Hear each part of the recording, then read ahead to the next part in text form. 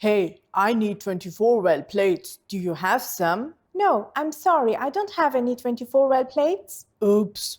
Why don't you order some? No, I need them now. I'm just passaging my cells. I'm in the middle of an important experiment. Sounds funny? It's not. Unbelievable? No. It happens all the time.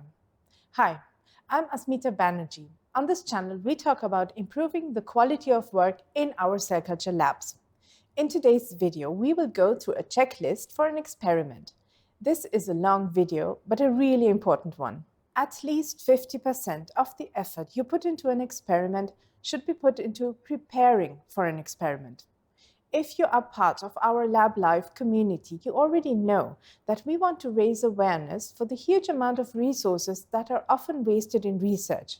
And we want to raise awareness about increasing reproducibility and standardization in scientific work in life sciences. A well prepared experiment is an easy and inexpensive way to contribute to this.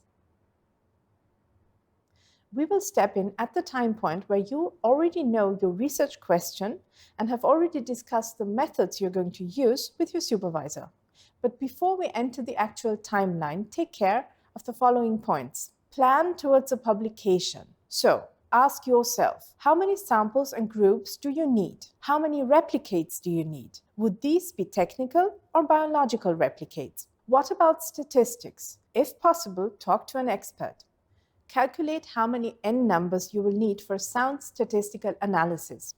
There are certain programs for calculating the g-power, for example. Think very hard about the controls you will need. Also, what would be possible questions of a reviewer of a scientific journal? Which journals could be suitable? What are their objectives? Be critical. Set up a story from the question or problem to your findings and possible solutions.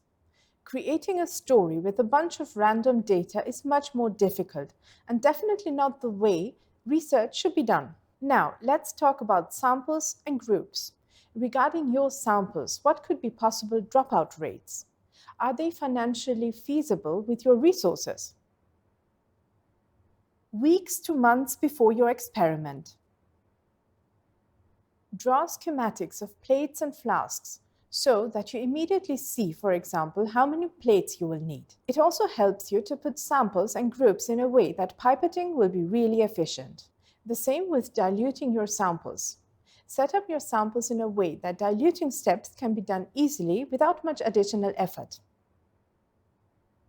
Make a detailed flowchart of your experiment and take your time for it. Focusing here will save you a lot of time and trouble later, and maybe even save you a lot of money and resources. What are the reagents you will need? What is there in the lab and what do you have to order? Keep in mind that the delivery may take some time. Note down the expected delivery dates. Also, do not order reagents too early. They may expire by the time you start with your experiment. And in case it is available in your lab, check if it has expired, if it is sterile if this is important, and if there are sufficient amounts available. Check for the exact molecular weight. Is it exactly the reagent you need? Note down what equipment you need. Is it available in your lab? Does it work? Does it need a maintenance? Do you have to book it in advance? Who is responsible for the device? And do you need a training for that?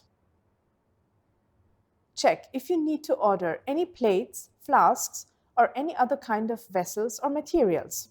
For all these checkups, talk to the person in charge.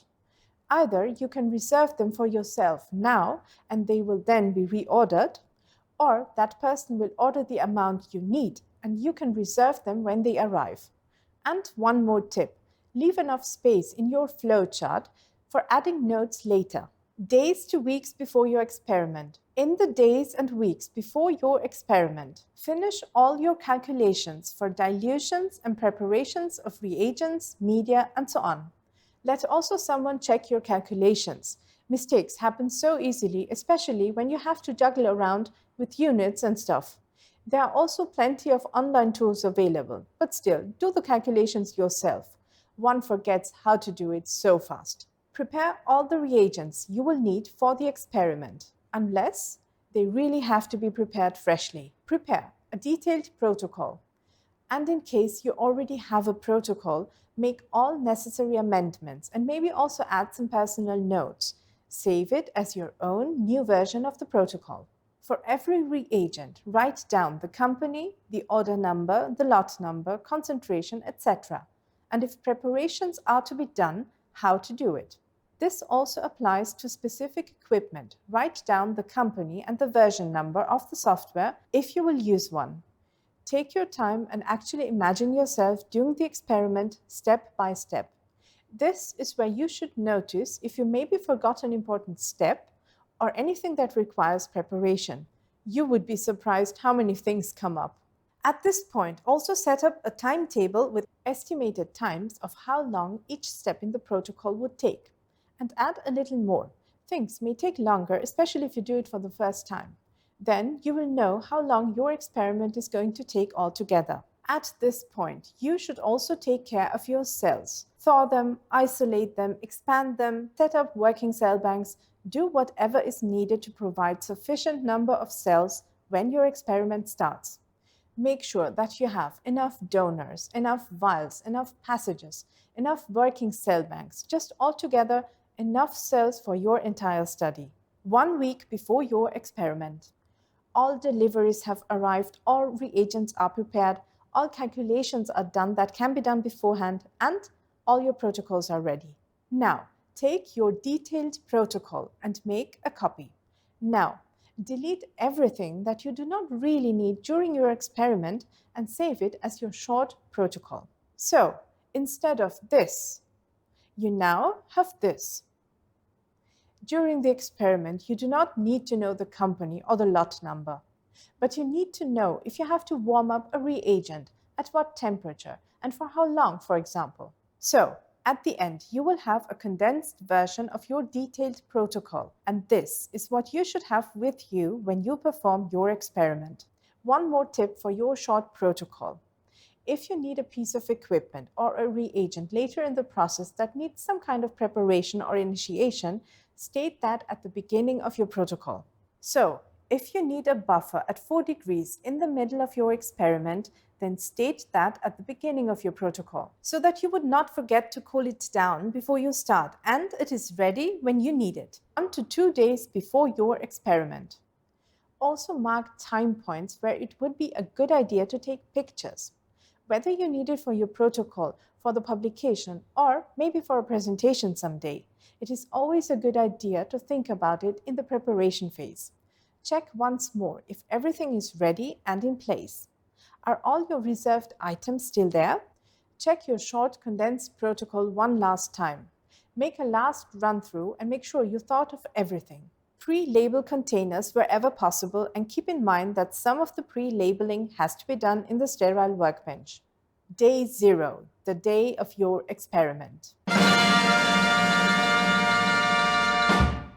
Make sure that you are well rested. I know, for a stressed out student, this is not always possible, but still, for a really good performance, it is important that you take care of your health.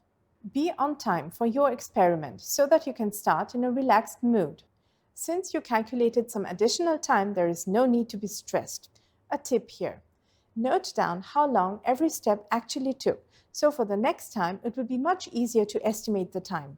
You will also develop a good sense of time, also for the future, when you maybe become a group leader. Note down directly into your short protocol any deviations from the protocol immediately. In some cases, deviations from the original protocol may not even be a bad thing. It may actually help to improve the protocol. Now, during the experiment, make sure to take pictures wherever possible and necessary. In some labs, of course, mobile phones are not allowed. Label all samples you collect correctly with date, group, your name, etc. after the experiment. Fantastic! You're done with your experiment. But you are only finished after you have returned everything to its original position, cleaned up and switched off everything. Save all pictures at the right place and complement your protocols. A week later, your memory will not be as sharp as it is now. Preparing your experiments this way will cost you a little bit of time, but it will save you a lot of time later and it will give you peace of mind. You can also reuse the protocols. So, With every round of experiments, your effort for preparation will decrease. Unexpected things can always happen, but it is so much easier to deal with them when you are well prepared. This was an example for a big experiment. If your experiment is smaller, you can reduce the preparation time, but if it is bigger, you will have to increase it. You can download a PDF on how to prepare for an experiment on our website, lablife.video. Organization skills are highly underestimated for scientists, but we know that they improve the quality of work in the cell culture lab and the lab in general. I will see you in the next video.